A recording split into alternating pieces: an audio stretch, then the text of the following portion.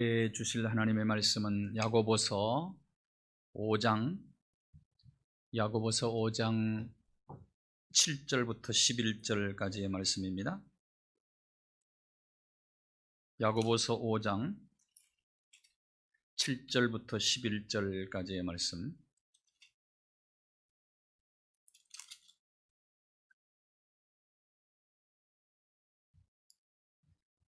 말씀을 한 절씩 교독하시겠습니다. 그러므로 형제들아, 주께서 강림하시기까지 길이 참으라. 보라, 농부가 땅에서 나는 귀한 열매를 바라고 길이 참아 이른 비와 늦은 비를 기다리나니,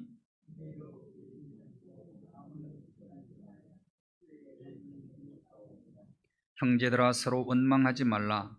그리하여야 심판을 면하리라.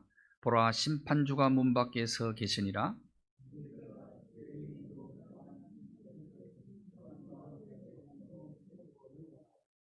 같이 하겠습니다. 보라, 인내하는 자를 우리가 복되다 하나니, 너희가 욥의 인내를 들었고 주께서 주신 결말을 보았거니와 주는 가장 자비하시고 긍휼히 여기시는 이시니라. 아멘. 어느 부부가 사소한 일로 자동차를 타고 가다가 말다툼을 하게 되었습니다. 깊은 침묵이 흐르는 중에 집으로 돌아오다가 자동차 앞으로 개 한 마리가 지나갔습니다. 남편이 아내에게 빈정대면서 개를 좋아하는 아내에게 이렇게 얘기했습니다. 당신 친척이 지나간다. 인사해라. 그랬더니 아내가 이렇게 인사를 하더랍니다. 안녕하세요, 시아버님. 그렇게 인사를 하더래요.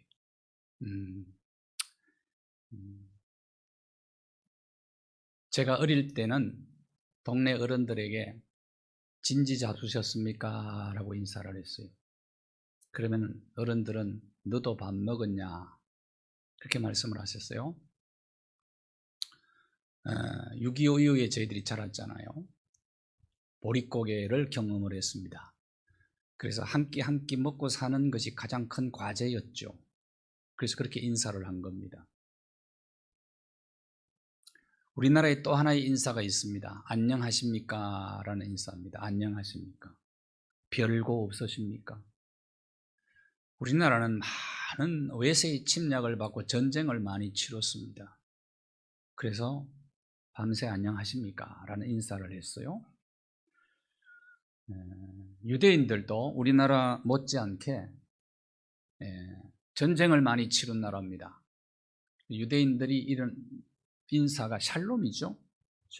샬롬은 우리나라의 안녕과 똑같은 얘기입니다. 안녕하세요. 전쟁을 많이 치렀기 때문이에요. 예수님이 이제 육신을 입고 이 땅에 오셔서 십자가 지고 부활하시고 성천하신 다음에 초대교회 성도들이 주고받은 인사말이 있었습니다. 그게 뭐냐면 마라나타였어요. 마라나타. 마라나타의 뜻은 주 예수여 오시옵소서. 성경 마지막 결론을 이렇게 짓고 있습니다. 성경 결론이 뭡니까? 내가 속히 온다. 그럴 때 그 속히 온다는 말씀을 받은, 메시지를 받은 사도 요한이 어떻게 반응을 보였느냐 하면 아멘 주 예수여 오시옵소서. 이게 주 예수여 오시옵소서가 마라나타예요. 마라나타. 그렇게 인사를 했습니다. 초대교회 성도들은 환난의 때에, 핍박의 때에 서로 만나면 주고받은 인사가 마라나타였습니다. 예수님 속히 오시라 하는 인사예요. 아멘 주 예수여 오시옵소서. 마라나타. 한번 해봅시다. 마라나타. 초대교회 성도들이 예수님이 곧 오실 것이라고 기대를 하고 기다리면서 신앙생활을 한 거죠. 그 핍박과 환난을. 로마의 황제들의 핍박과 환란을 잘 그 신앙으로 무장하고 견뎌낸 겁니다. 손양은 목사님이 찬송가를 작사를 했어요. 고대가라는 찬송. 낮에나 밤에나 눈물을 흘리며 내 주님 오시기를 고대한다.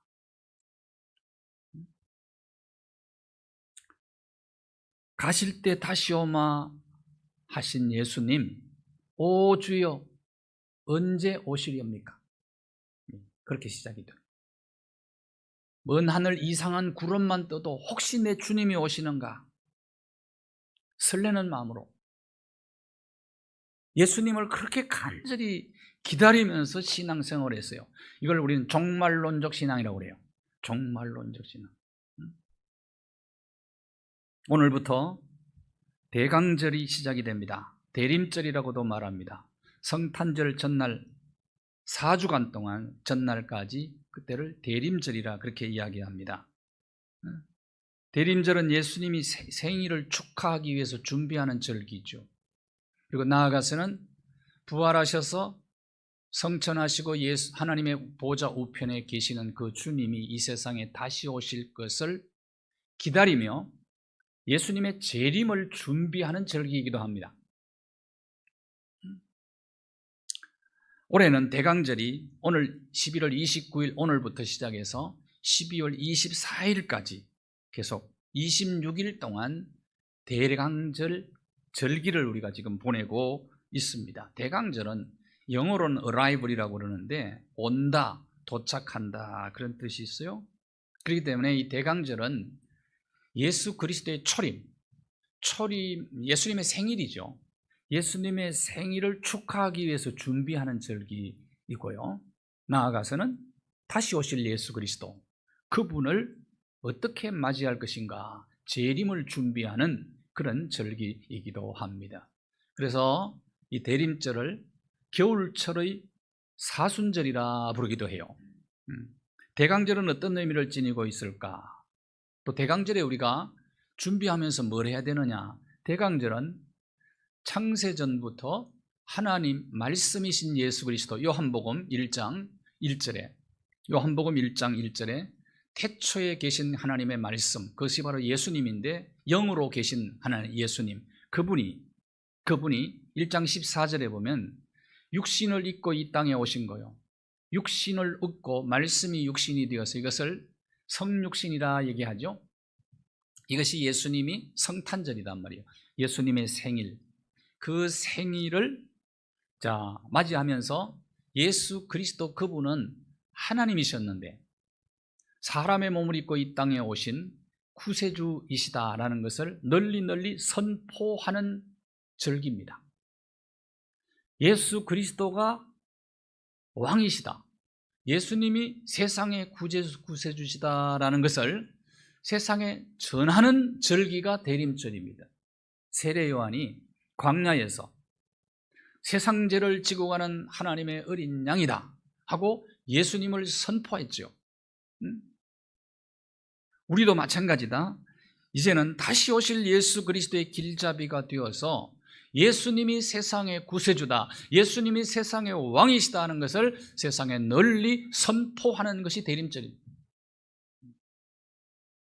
또 대림절은 어떤 절기인가? 성탄절과 예수님의 재림을 맞이하기 위해서 몸과 마음을 정결하게 하는 절기입니다. 몸과 마음을 깨끗하게 준비하는 절기다. 그리고 지혜 있는 5 처녀와 같이 깨어서 기도하는 절기다. 로마서 13장 11절을 보시면 자다가 깰 때가 벌써 되었다. 대강절은 영적 잠에서 깨어나서 기도하는 절기입니다. 자, 이것을 요약하면 이렇습니다. 말씀이 육신이 되어 이 땅에 오신 우리 주 예수 그리스도, 그분이 세상의 구세주이심을 선포하고 세상의 왕이심을 선포하면서 몸과 마음을 깨끗이 준비하고 영적으로 깨어서 준비해야 된다. 이것이 대림절이다. 굉장히 중요한 절기죠. 예수님 초림 때는 구약 성경을 많이 알고 가르치던 제사장과 서기관과 바리새인들, 이런 사람들이 예수님을 영접하지 않았습니다.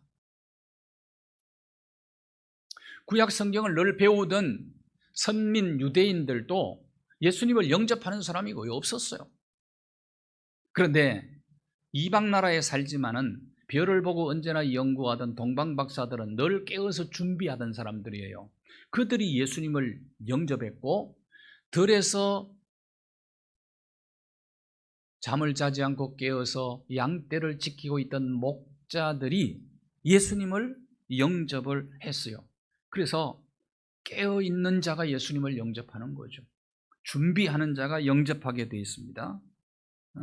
그래서 우리는 영적으로 깨어서 예수님 맞을 준비해야 되고요, 육적으로도 우리가 예수님 생일 준비해야 돼요.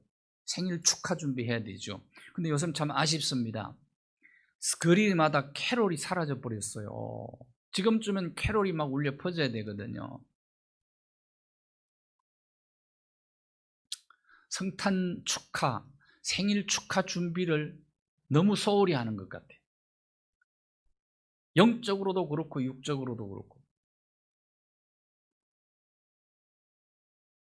집에 손님이 오면 어떻게 합니까? 귀한 손님이 오시면 시장을 봐서 맛있는 음식을 정성껏 준비하죠. 그리고 집을 정돈하고 깨끗이 청소합니다. 그것은 오신 손님에 대한 예의거든요. 예의거든요. 자, 우리가 예수님의 생일을 앞에 놓고 예수님 생일 축하를 우리가 준비해야 될 것 아니에요. 자, 그러면 어떻게 준비할 것이냐? 금년 대강절에는 우리는 무엇을 어떻게 준비해야 될 것이냐? 예수님의 생일 축하 준비보다 나아가서는 예수 그리스도께서 재림하실 텐데 우리는 어떻게 준비하며 살아야 될 것인가 하는 겁니다. 오늘 본문을 보시면 5장 7절에 보면 길이 참아야 된다, 이렇게 얘기합니다. 길이 참으라. 강림이란 말씀을 하잖아요. 예수님의 초림과 재림. 길이 참으라. 오늘 야고보 기자는 8절에서도 얘기합니다. 자, 5절, 7절은 다시 보세요. 7절 넘어가셔서 보시면 농부를 모델로 세웁니다. 농부가 열매를 바라보면서 길이 참는다 이거예요. 이른 비와 늦은 비를 기다리면서, 이른 비는 파종할 때 내리는 비고 늦은 비는 곡식 열매가 익을 때 내리는 비예요. 이런 비를 기다리면서 무더운 여름철에도 땀을 흘리면서 곡식을 가꾸는 길이 참는 농부의 인내를 배우라는 것이죠. 길이 참으라. 8절도 한번 보십시오. 너희도 길이 참으라. 길이 참으라. 10절 또 하나의 모델을 제시하는데 선지자들의 고난과 길이 참는 모델을 배우라는 것입니다. 배우라. 길이 참는 법을 좀 배우라는 거예요. 참는. 10절도 한번 보세요. 오래 참음의 본을 삼으라. 참. 대림절에 뭘 준비해야 됩니까? 어떻게 준비해야 됩니까? 그것은 길이 참으라는 거예요. 길이 참으라. 딸을 시집 보낼 때 옛날에 엄마가 딸에게 참아야 된다, 그렇게 얘기하잖아요. 참아야 된다. 야고보가 이 편지를 쓸 당시에는 예수님이 곧 오신다고 하고는 예수님이 안 오시는 거예요. 기다리는데 핍박과 환난은 점점 더 심해집니다. 그럴 때 절망하고 포기하는 사람들이 많이 있었습니다. 낙심하는 그들에게 농부를 바라보면서, 선지자들을 바라보면서 오래 참으라는 거예요. 하나님의 축복을 받고 하나님 앞에 귀하게 쓰임받은 사람들은 모두 길이 참는 사람들이었습니다. 노아가 120년 동안 방주를 지으라는 하나님의 명령을 받고 120년 동안 길이 참으면서 방주를 짓잖아요. 노아 할아버지를 보고 미친 사람이라고 놀리는 사람들이 참 많이 있었을 것입니다.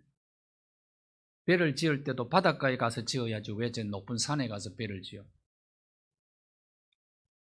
그러나 모든 거 다 참아요. 누가 뭐래도 참는 거예요. 그러다가 홍수 때 노아의 8 식구가 다 구원을 받지 않습니까? 길이 참는 자가 복을 받는 거예요. 야곱은 20년, 자, 아브라함 보십시오. 아브라함 25년 동안 아들을 기다리면서 참습니다. 물론 중간에 실수도 해요. 그렇지만은 25년 동안 참아요. 그래서 결국은 길이 참아서 아들을 얻고 믿음의 조상이 되잖아요. 하나님은 길이 참는 자에게 복을 주시고 그를 들고 사용을 하세요. 야곱은 20년, 요셉은 13년, 다윗은 10여 년 정도 모진 고난 가운데서도 다 참아요. 길이 참아서 마침내 축복을 받고 인생 승리자가 되었습니다. 길이 참는 자에게 하나님이 복을 주신다 이 말이에요. 오늘 본문도 이렇게 얘기합니다. 자, 5장 11절을 같이 한번 볼까요? 자, 5장 11절입니다. 또 한 모델을 제시하죠. 길이 참은 자의 모델입니다. 같이 읽겠습니다. 시작. 보라, 인내하는 자를 우리가 복되다 하나니 너희가 욥의 인내를 들었고 주께서 주신 결말을 보았거니와 주는 가장 자비하시고 긍휼히 여기시는 이시니라. 인내하는 자가 복된 사람이다. 욥의 인내 우리가 잘 알죠. 그 모진 고난 가운데서도 입술로 하나님을 원망하지 않았습니다. 주신 자도 여호와시오 취하신 자도 여호와시오니 여호와의 이름이 찬송을 받으실지니이다. 욥의 고난은 인간이 당할 수 있는 최악의 고난 아닙니까? 동방에서 가장 큰 갑부가 하루아침에 알거지가 되어버렸어요. 여러분, 잘 살던 사람이 못 살면 얼마나 더 고통스럽습니까? 10자녀를 한꺼번에 잃어버렸어요. 집이 무너졌어요. 마누라는 병이 들었어요. 마누라 병든 게 아니지. 색에서 들었어요. 본인이 병들고 마누라가 악담을 하고 말이죠. 집을 나가버리죠. 그럼에도 불구하고 욥이요 길이 참는 거예요. 그 마지막에 욥의 결말이 어떻게 했어요? 길이 참은 결과 욥기서 마지막 장을 보시면은요 재산 목록이 배가 되고요. 그 다음에 10자녀를 다시 얻는데 욥의 3딸이 이스라엘 진선미였던 걸 아십니까?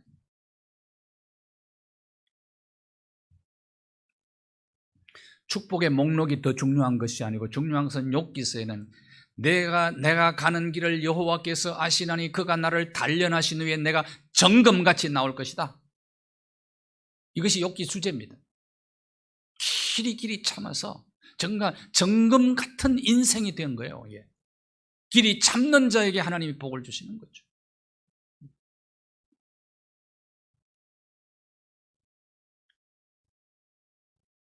정말 코로나19 때문에 모두들 어려워하고 있습니다. 잘 버티셔야 합니다. 잘못하면 우리 신앙도 흔들릴 수 있어요. 너무 힘들고 어려우면 통째로 송두리째 흔들릴 수 있다 이 말이죠. 어느 날 베드로가 예수님에게 질문을 던집니다. 형제가 나에게 죄를 범하면 몇 번이나 용서해야 됩니까? 보통 많이 용서하는 게 3번, 이스라엘 사람들. 그런데 베드로가 7번 용서할까요? 물어요. 7번 용서하면 됩니까? 근데 예수님이 뭐라고 말씀합니까? 7번씩 70번 용서해라. 이 말은 길이 용서해라. 끝까지 용서해라. 사람은 한두 번 잘못했을 때 용서하는 것은 그것도 쉽지가 않아요. 반복해서 내게 죄를 범하면 용서해 주는 게 쉽지가 않습니다. 그런데 길이 그를 향해서 참아주라는 거예요. 길이 용서를 하라. 길이 용서하라. 끝까지 용서하라. 이것은요 굉장히 어려운 건데 하나님이 하라고 하시는 거예요. 이거 왜 그러냐요? 그래야 복이 된다는 거예요. 이것은 인간의 힘으로는 어쩌면 어려울 수 있어요. 여러분 70번씩 7번씩 사람을 용서할 수 있습니까? 예수님은 그렇게 하라고 말씀하신다. 근데 인간의 힘으로는 안 되는 겁니다. 그러나 길이 참는 사람이 승리하고요, 길이 참는 사람이 하나님께 영광 돌리고, 그리고 하나님이 기쁨되고 하나님께 칭찬 듣고 하나님이 내려주시는 축복을 받고 영원한 상급도 길이 참는 자가 받아 누리는 겁니다. 이건 원리예요.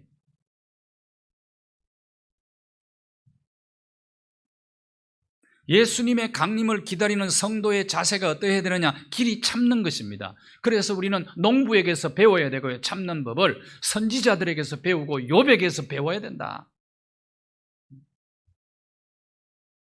그 문제는 참지 못한 게 문제입니다.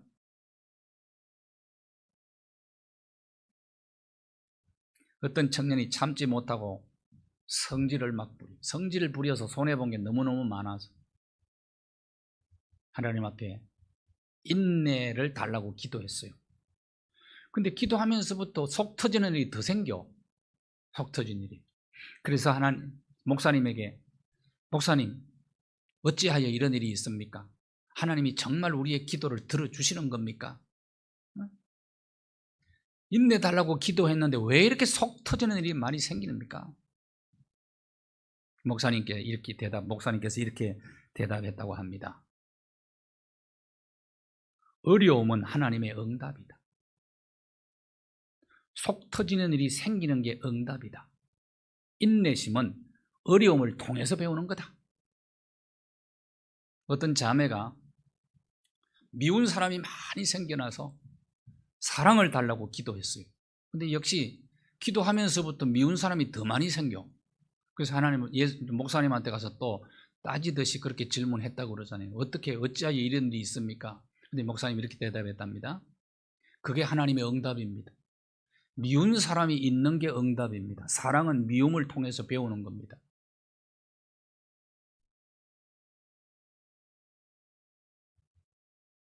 요즘 사람들이 분노 조절 장애자들이 너무너무 많이 생겼어요. 전셋값이 고공행진하니까 부부가 싸움을 했다고 그래요. 부부싸움. 이사할 때 이사하는 문제를 놓고 아내는 집을 그냥 사서 가버리자 그래요. 남편이 그딴 소리 하지 마라. 무슨 돈이 있냐. 그러다 서로 싸우다가 두 사람이 다 죽었어. 며칠 전에. 분노 조절 장애자들이 참지를 못해요. 우리가 예수님을 믿는다는 게 어떤 의미를 지니고 있습니까? 길이 참으란 말을 왜 이렇게 어려운 얘기인데 왜 이렇게 우리에게 요구하실까요? 고린도전서 13장에 사랑 정의를 내릴 때 참는다는 얘기가 제일 많이 나옵니다. 사랑은 오래 참고 모든 것을 믿고 바라고 견디는 거다. 사랑을 얘기하는데도 참지를 못하는 거예요. 어렵기 때문에 이것을 행하면 복이 된다 그 말이에요. 대림절을 어떻게 준비해야 됩니까? 참아야 돼요.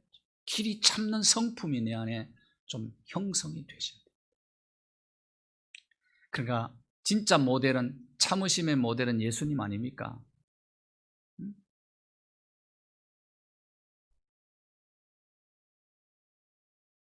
욕하고 침뱉고 십자가에 못 박는 원수를 용서해달라고 기도하시는 그 예수님, 이게 길이 참는 모델이, 가장 위대한 모델은 사실은 예수님 모델이거든요.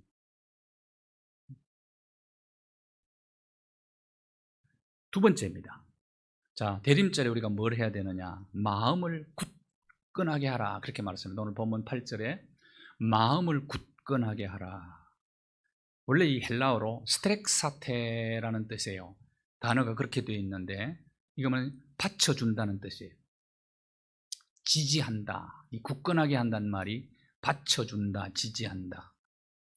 출애굽한 이스라엘 백성들이 출애굽 1세대들이 제일 먼저 광야에서 전쟁을 하게 되는 것이 출애굽기 17장의 르비딤에서 아말렉과 전쟁을 치르게 되죠. 이 아말렉과의 전쟁에서 어떤 일이 일어납니까? 모세의 팔이 내려가면 올라가면 이게. 그래서 아론과 훌이 돌을 가져다가 모세를 돌 위에 앉게 하고 손이 내려가지 않도록 양쪽에서 붙들어 주죠. 출애굽기 17장 12절에 보면 붙들어 올렸다는 단어가 바로 오늘 스트렉 사태라는 단어입니다. 이게 붙들어 준다 하는 거예요. 말세의 사탄 마귀는 두루다니며 우는 사자처럼 삼킬 자를 찾고 있습니다. 특별히 믿는 자를 많이 넘어뜨리려고 지금 두루다니며 삼킬 자를 찾고 있는 이런 시대에 우리가 살아가고 있어요. 그래서 우리 성도들은 지금 이런 시대에 어떻게 해야 되느냐? 서로 붙들어 줘야 된단 말이에요. 마음을 굳건하게 하여 영적 전쟁에 함께 승리해야 되는 겁니다. 속지 말아야 됩니다. 이스라엘 백성들을 인도하여 가나안 바로 코앞에까지 왔어요. 그때 이제 모세가 죽지요.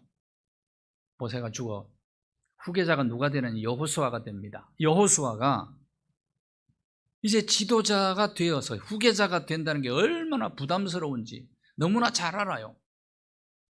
40년 동안 지도자 모세가 어떻게 생활했는지를 다 보았거든요. 그러니까 백성들이 어떤 속성을 지니고 있는가를 여호수아가 너무 잘 아는 거예요.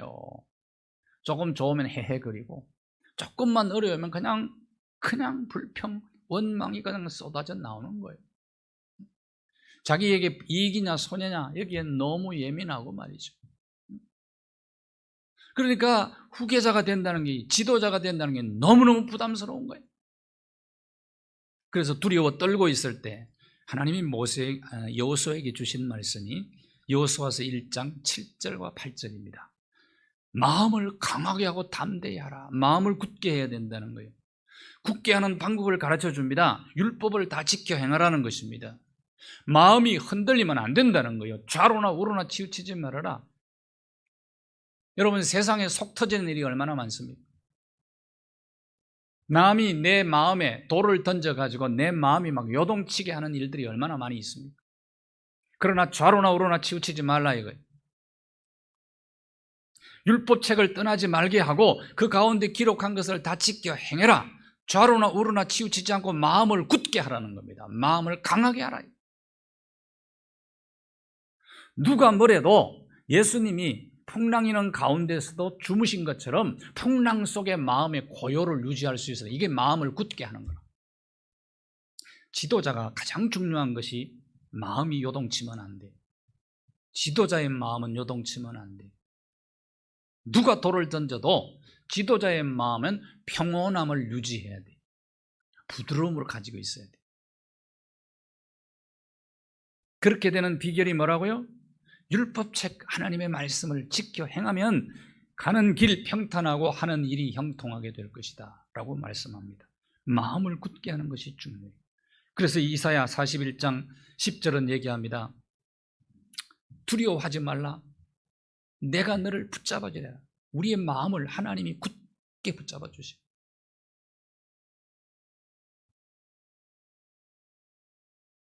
내가 너를 굳세게 하리라. 우리의 마음을 굳세게 해야 됩니다. 이것이 우리가 대림절에 우리가 준비해야 될 겁니다. 미국뿐만 아니라 세계인의 존경을 받는 여인이 있습니다. 데오도르 루즈벨트의 아내 엘레나 여사입니다. 20살에 결혼을 했는데 아이를 6명 낳아요. 네, 아이가 하나 죽어요. 친구가 찾아와가지고 위로를 합니다. 그때 친구에게 엘레나가 이렇게 얘기합니다. 친구야, 아직도 나의 사랑을 필요로 하는 5명이 있다. 슬픔을 극복해요. 남편 루즈벨트가 다리가 아프다고 하더니 장애인이 됩니다. 소아마비 장애인이 됐죠. 세부치 갖다 대고 붕대로 감고 휠체어를 타고 다니게 되었어요. 남편이 좌절감에 빠지고 열등감에 빠져서 허우적거리면서 어느 날 아내를 보고 이렇게 질문을 합니다. 내가 장애인이 되었는데 당신이 나를 사랑하냐고 하냐. 그때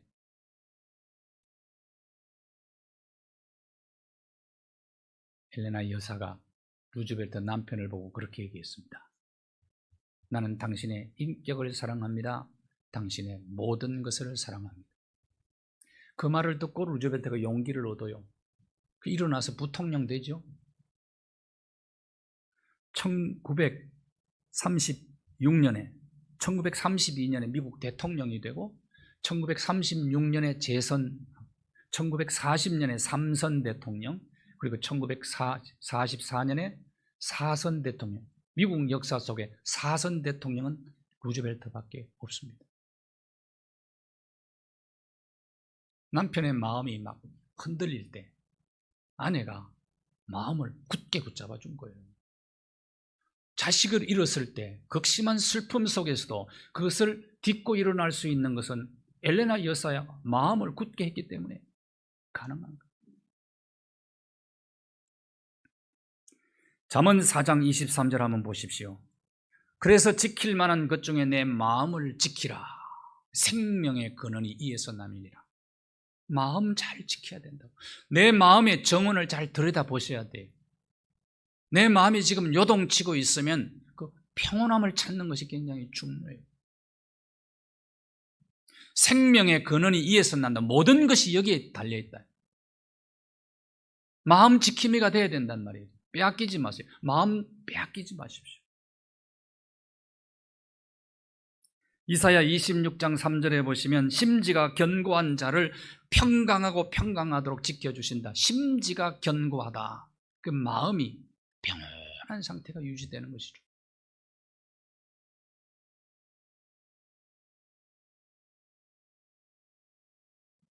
노력만 가지고는 안 됩니다. 히브리서 13장 9절을 보십시오. 히브리서 13장 9절. 마음은 은혜로 굳게 함이, 은혜로 우리의 마음을 굳게 할 수 있어요. 음식으로 되지 않는다 그 말.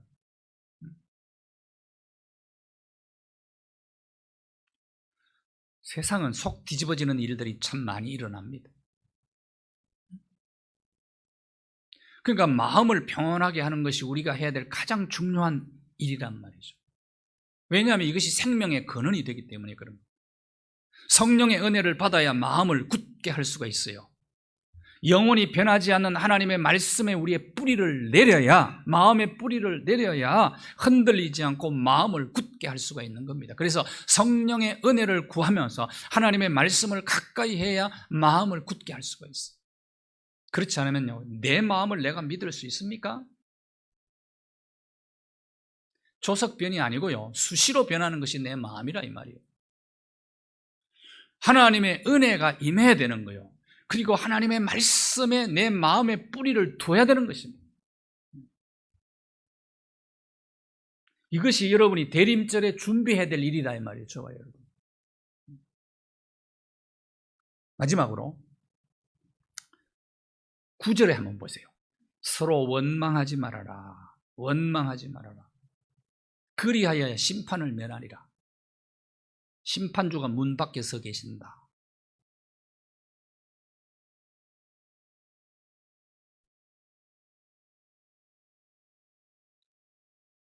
원망할 일들이 참 많죠. 이렇게 따지고 보면 생각하기 나름이에요. 그러니까 마음에 달린 거예요.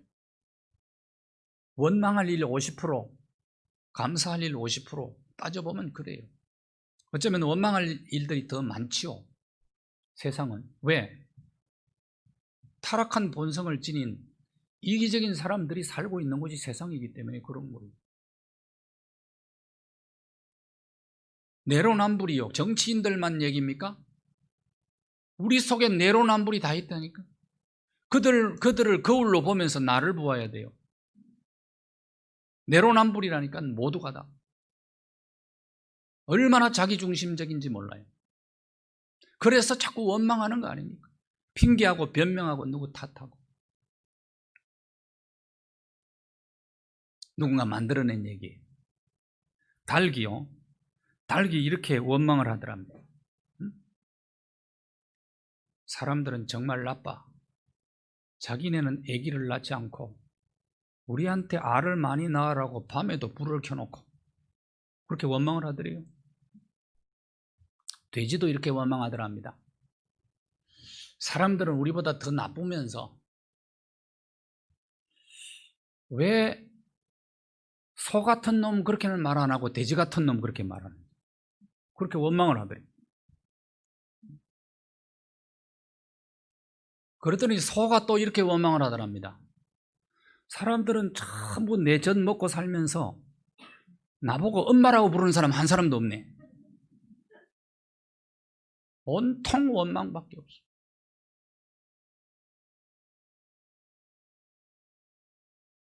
고린도전서 10장 10절을 한번 읽어보십시다. 고린도전서 10장 10장 같이 읽겠어요. 시작. 그들 가운데 어떤 사람들이 원망하다가 멸망시키는 자에게 멸망하였나니 너희는 그들과 같이 원망하지 말아라. 이스라엘 백성들이 출애굽한 은혜가 얼마나 큰 은혜입니까? 여러분, 민족적으로 함께 구원받은 민족이 세상에 어디 있습니까? 그런데 홍해 앞에서 원망하기 시작을 하다가 끊임없이 40년 동안 원망을 하는 거예요. 매일매일 주시는 은혜를 먹고 살면서도, 하늘에서 내리는 만나를 먹으면서 반석을 터뜨려서 생수를 공급해주고 발이 부러뜨지 아니하고 옷이 헤어지지 아니하는 이런 은혜를 날마다 목도하면서도 그 은혜를 잊어버리고 원망해요. 이상해요. 사람은 은혜는 물에 새기고 원하는 돌에 새겨요. 가데스 바네에서 정탐꾼의 부정적인 보고를 듣고 밤새껏 통곡하며 원망하는 그들을 향하여 민수기 10장에서는 너희 하는 말이 내 귀에 들렸느니라. 그래, 내 귀에 들린 대로 너희들에게 행하지. 출애굽 1세대는 여호수아와 갈렙을 제외하고 모두가 광야에 쓰러져 멸망했습니다. 너희는 원망하지 말라.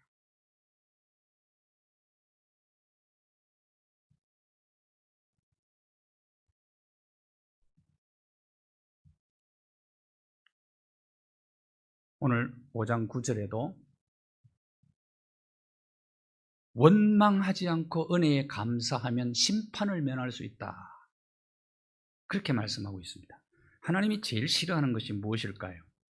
그토록 많은 은혜를 받았음에도 불구하고 감사하지 않고 불평하고 원망하는 것입니다. 최상의 은혜, 최고의 은혜를 받았음에도 불구하고 감사하지 않고 불평하고 원망하는 것은, 이것은 배은망덕의 죄가 아니겠습니까? 하나님 앞에 큰 범죄입니다.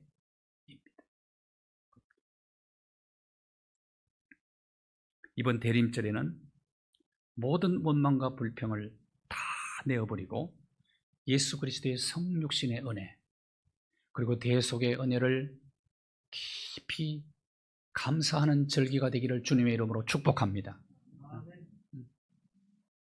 이거 우리가 이렇게 준비해야 돼요. 원망은 미움 낳습니다. 미움은 정오를 낳습니다. 정오는 적대감을 낳습니다. 그래서 그것이 심판거리가 되어버리고 마는 거죠. 대만에 주씨라는 청년이 있었어요. 부모님 주선으로 결혼을 했는데 마누라가 너무너무 못생겨가지고 마누라를 볼 때마다 부모님 원망합니다. 그리고 딴 방 각자 방을 썼어요. 그러다가 이제 40대 중반까지 갔어요. 그런데 갑자기 주씨가 눈이 안 보여가지고 병원에 갔더니 개안 수술을 해야 된다. 보니까 비용이 엄청난 돈이 들어가서 집에 와가지고 해야 되냐 말아야 되냐 하고 고민하며 걱정하며 있는데, 그 못생긴 아내가 여보 걱정하지 마세요. 내가 그동안에 당신 몰래 모아둔 돈이 있습니다. 그 정도면 될 거요. 그래서 병원에 가서 수속을 받는데 기다려야 된다는 거예요. 기증자가 나와야 된다는 거예요. 그래서 실망하고 집으로 돌아왔어요. 2주가 지났는데 2주 후에 이제 갑자기 교통사고 만난 사람이 기증자가 생겼다고 수술할 수 있다 하고 이제 그래서 갔더니 수술을 하고 집에 밝은 눈을 가지고 집에 돌아왔는데 그 마누라가 눈에 붕대를 이렇게 감고 있는 거예요. 왜 당신이 이렇게 붕대 감고 있어 했더니 그때 옆에 있던 딸이 눈물을 흘리면서 아빠, 아빠의 눈은 지금 엄마가 준 눈이에요. 그래서 아내를 붙잡고 진심으로 미안하다고 회개했다고 그래요. 그 이후에 두 사람이 감사하면서 행복하게 잘 지냈다. 여러분, 예수님이 우리에게 준 것은 눈 하나만 주신 것이 아니에요. 모든 것을 우리를 위해서 내어놓으셨어요. 이걸 우리는 지고한 최상의 은혜라고 얘기합니다. 이 은혜를 우리가 받았다면 그 은혜를 망각하고 원망하고 불평하며 살아간다면 이것은 하나님 앞에 큰 범죄일 수밖에 없습니다. 모든 원망, 불평 다 내려놓고 오늘 주신 메시지를 여러분이 마음에 잘 새겨서 이번 대림절에는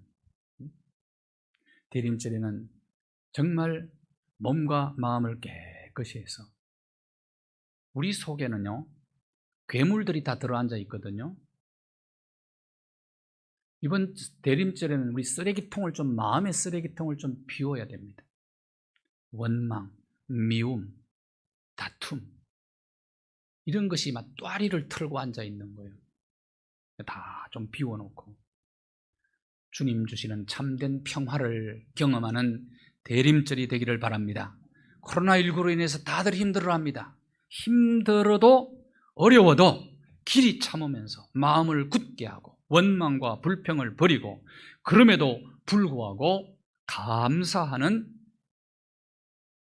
절기가 되어서 하늘의 능력과 하늘의 평화를 우리 모두가 경험하게 되기를 주님의 이름으로 축원합니다. 하나님 아버지 감사합니다.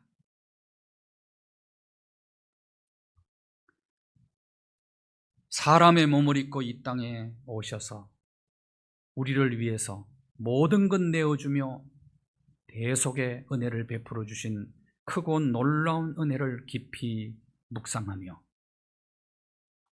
길이 참고 우리의 마음을 굳게 하여 원망과 불평을 버리고 그럼에도 불구하고 하나님의 은혜에 감사함으로 하늘의 평강이 심령마다 임하는 축복을 이번 대림절에 모두가 함께 경험하는 복된 절기가 되게 하여 주옵소서. 예수 그리스도의 이름으로 기도하옵나이다. 아멘.